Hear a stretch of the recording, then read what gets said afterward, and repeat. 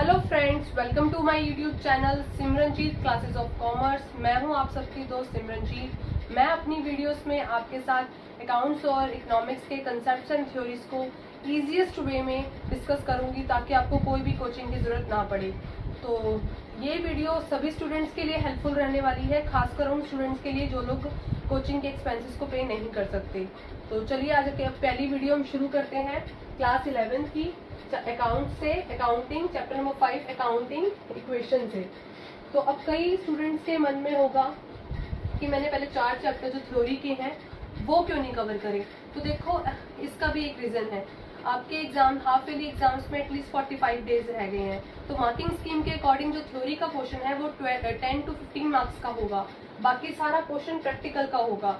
इसलिए मैं चाहती हूँ कि आप लोग हाई स्कोर गेन करने के लिए सबसे पहले फोकस करें प्रैक्टिकल पर, और जो थ्योरी है वो हम साइड बाय साइड साथ साथ करते जाएंगे, ठीक है, ताकि आप लोग हाई स्कोर गेन कर सको।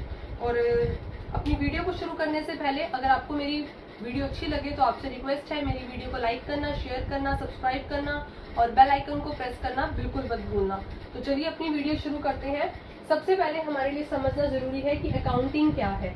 सपोज करो एक पर्सन है ABC, उसने एक बिजनेस स्टार्ट करा है, बिजनेस स्टार्ट किया है उसने।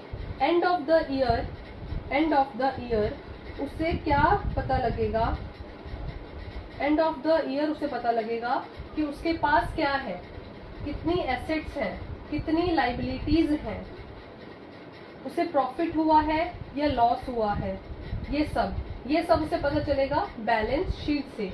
उसे क्या बनानी पड़ेगी, बैलेंस शीट, जिसे हम अकाउंटिंग भी कहते हैं। अकाउंटिंग के अंदर बैलेंस शीट बनती है।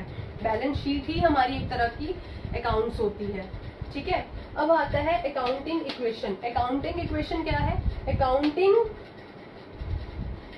इक्वेशन का मतलब है अकाउंट को प्रेजेंट करने का एक तरीका इक्वेशन की फॉर्म में, ठीक है। अगर हम डिस्कस करें अकाउंटिंग इक्वेशन की डिफाइन, तो अकाउंटिंग इक्वेशन की डिफाइन कुछ इस तरह होती है। Accounting equation is a mathematically expression, accounting equation is mathematically expression which shows assets and liabilities of the firm are equal. Accounting equation is a mathematical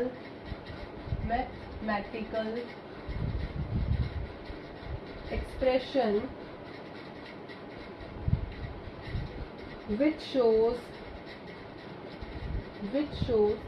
that assets and liabilities of a firm are equal।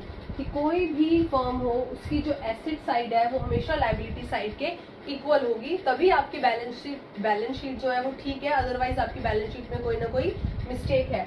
अब इसी से एक equation हमारे सामने निकल के आती है, एसेट्स इक्वल्स टू इक्विटी। इसे इक्विटीज भी कह सकते हो या फिर आप इसे इस फॉर्म में भी लिख सकते हो, लाइबिलिटी प्लस कैपिटल। लाइबिलिटीज क्या होती हैं? लाइबिलिटीज एक तरह की हमारी ऑब्लिगेशन ही होती हैं जो हमें आउटसाइडर को पे करनी होती हैं, और कैपिटल होती है जो कंपनी का जो ऑनर है वो अपनी कंपनी में जो पैसा इन्वेस्ट करता है उसे कहते हैं कैपिटल, ठीक है। अगर हम अकाउंटिंग इक्वेशन की दूसरी डिफाइन को देखें तो वो उसका लिंक भी इसी के साथ है, थोड़ा सा डिफरेंस है, बात वही है, उसे घुमाकर दूसरे तरीके से बोली गई है। जैसे accounting equation is a mathematical expression based on, किस पे बेस्ड है वो? Based on dual aspect concept of equation.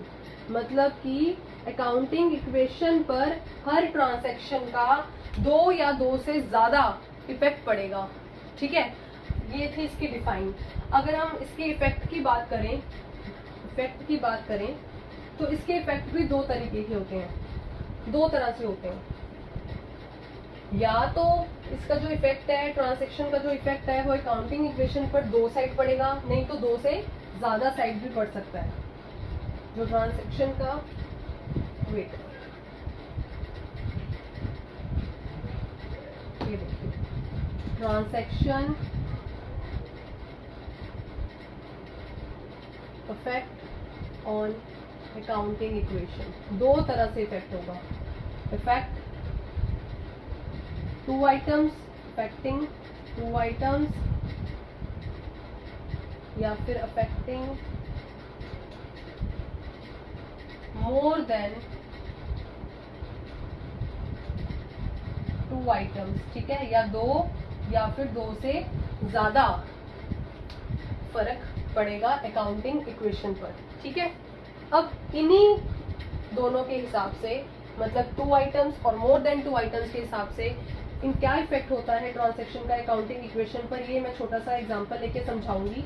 साथ में इससे थोड़ी सी आपको हिंट हो जाएगी कि जो अकाउंटिंग इक्वेशन का फॉर्मेट है वो कैसे बनता है। प्रॉपर तो फॉर्मेट मैं नहीं समझा रही आज, वो मैं आपको नेक्स्ट वीडियो में, जब मैं आपको अकाउंटिंग इक्वेशन का प्रैक्टिकल वर्क कराऊंगी तो समझाऊंगी। ये था अकाउंटिंग इक्वेशन का कुछ थ्योरी वर्क जो आपको समझना जरूरी था इसका प्रैक्टिकल करने से पहले। तो चलिए, मानिए 3 कॉलम बनते हैं, transaction, assets equals to liabilities, ठीक है बेटा। देखिए, लाइबिलिटीज में आप कैपिटल तो लिख सकते हैं, एज पर ट्रांजैक्शन आगे जो भी आएगा हम ऐड ऑन करते जाएंगे। इसमें आप कैश और स्टॉक तो लिख ही, गुड्स तो लिख ही सकते हैं, गुड्स लिखो, स्टॉक लिखो, जो भी लिखो। जैसे हमारी पहली ट्रांजैक्शन अगर हम करते हैं क्रेडिट परचेज की, किसकी, क्रेडिट परचेज की अगर हम ट्रांजैक्शन करते हैं, क्रेडिट परचेज करी है हमने 2000 की, मतलब हमने गुड्स खरीदे हैं उधार पर 2000 के,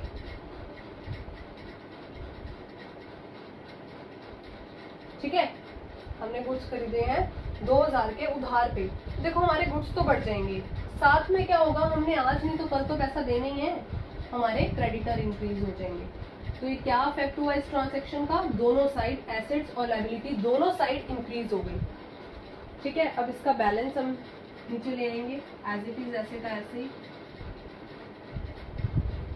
सेकेंड ट्रांजैक्शन अगर हम करते हैं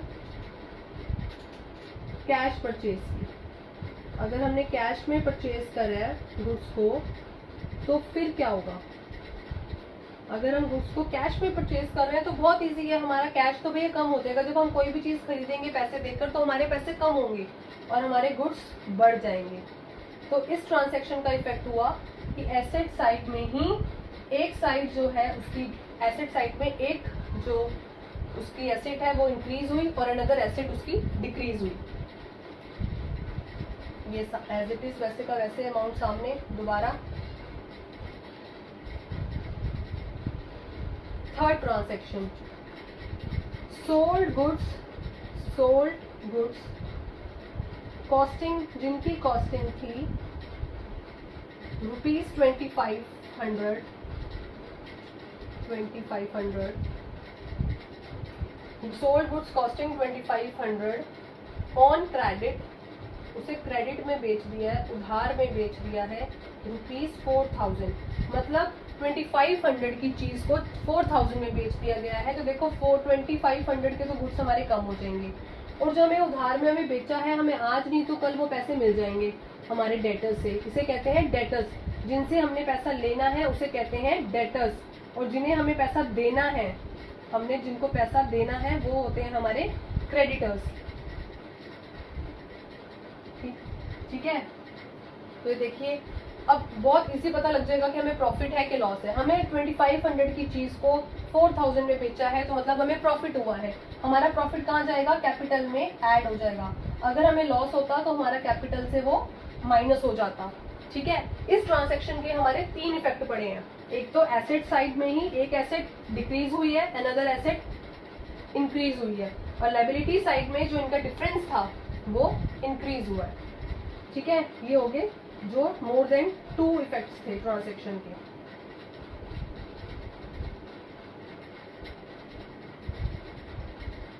ठीक है स्टूडेंट्स, आई होप आपको इतना क्लियर हुआ होगा। अब मुझे कैसे पता चलेगा कि मेरी बैलेंस शीट जो है वो बिल्कुल सही है?